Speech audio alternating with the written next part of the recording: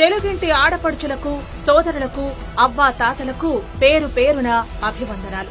తెలుగోడి ఆత్మగౌరవానికి నిదర్శనంగా పోరాడి తెచ్చుకున్న రాష్ట్రమిది. అనాది నుండి గొప్ప చరిత్రకు ప్రతిరూపం మన రాష్ట్రం. ఎందరో ముఖ్యమంత్రులొచ్చారు, కొందరు చరిత్రలో నిలిచారు. మనం ఈ రోజు నేటి ముఖ్యమంత్రి గురించి మాట్లాడుతూ ఆయన పాలనలో మన రాష్ట్రం ఎలా ఉందో చూద్దాం.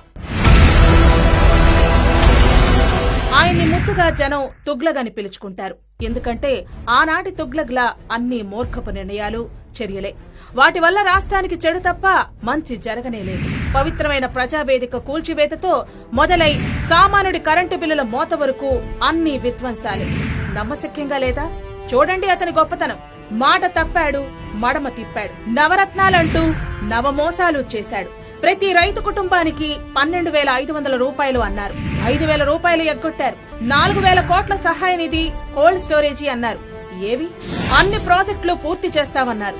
ఏడాదిలో 1% ముందుకు కదలలేదు. ప్రాజెక్టులన్నీ కూడా తయారవుతా ఉన్నాయి, ప్రపోజల్స్ అన్ని కూడా తయారవుతా ఉన్నాయి. ఇవన్నీ కూడా నెక్స్ట్ 1 మంత్ లోపల పూర్తిగా టెండర్లకు పోయే కార్యక్రమాన్ని చేయబోతా ఉన్నాము.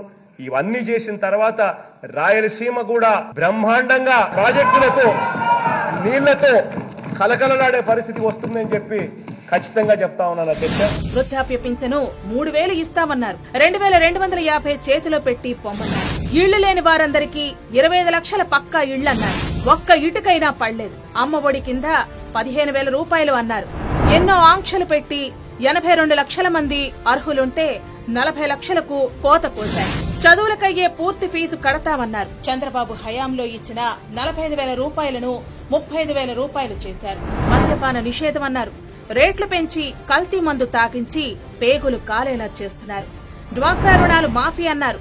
1 రూపాయైనా మాఫీ అవ్వలేదు. 45 ఏళ్లు దాటిన ప్రతి బీసీ, ఎస్సీ, ఎస్టీ, మైనార్టీ అక్కలకు 75,000 రూపాయలు అన్నారు. నయా పైసా ఇవ్వలేదు. పెట్టుబడులు పెడతామంటూ వచ్చిన ఎన్నో కంపెనీలు ఈయన దెబ్బకు భయపడి పారిపోయాయి.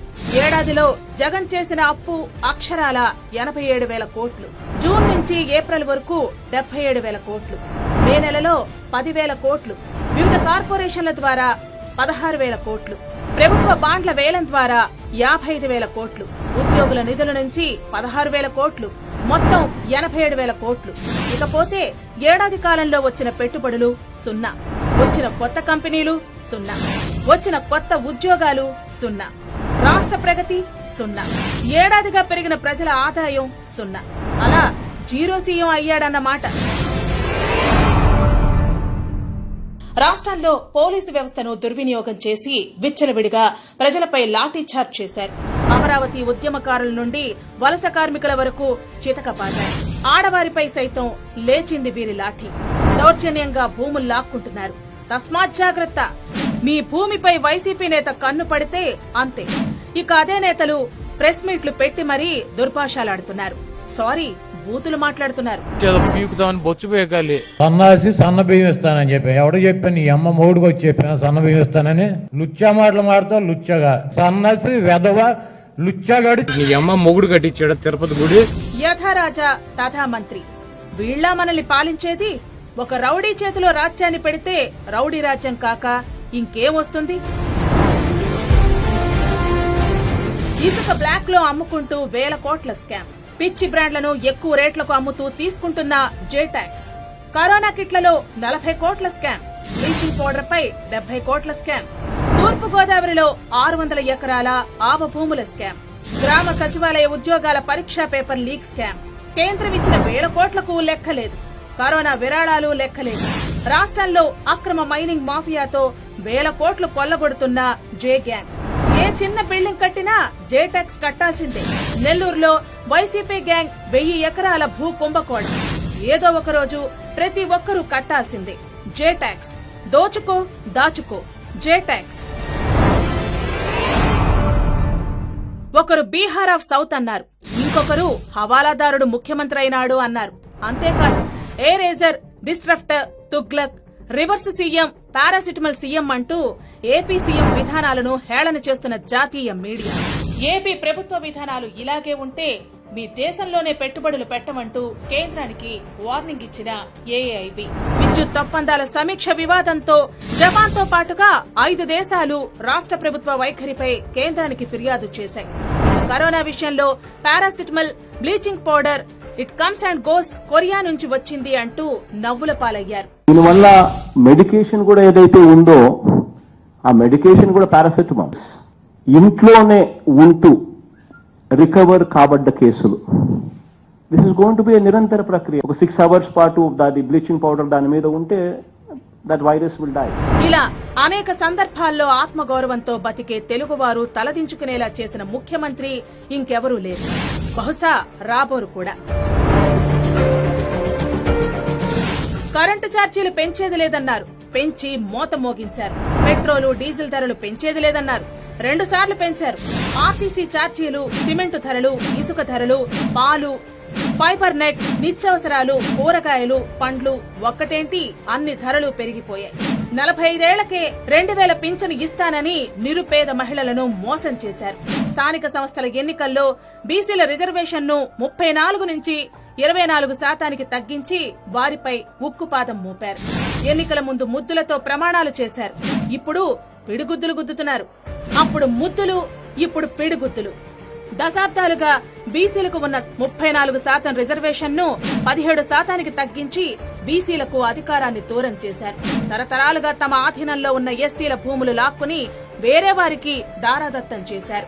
మైనార్టీ కార్పొరేషన్ నిధులు 1000 కోట్లు మళ్లించారు. బ్రాహ్మణ కార్పొరేషన్ కు 1000 కోట్లు కేటాయిస్తానని 100 కోట్లు మాత్రమే కేటాయించారు. నాయి బ్రాహ్మణులకు, విశ్వబ్రాహ్మణ సోదరులకు ఇస్తానన్న ఎమ్మెల్సీ హామీ ఊసేలేదు.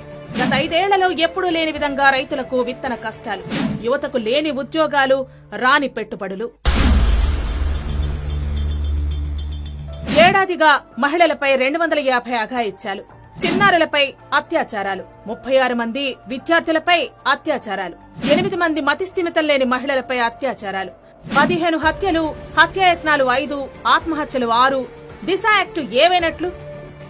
శాతకాని పాలన వల్ల వారి భవిష్యత్ ఏమవుతుందో అర్థం కాక ప్రజలంతా ఆవేదన చెందుతున్నారు.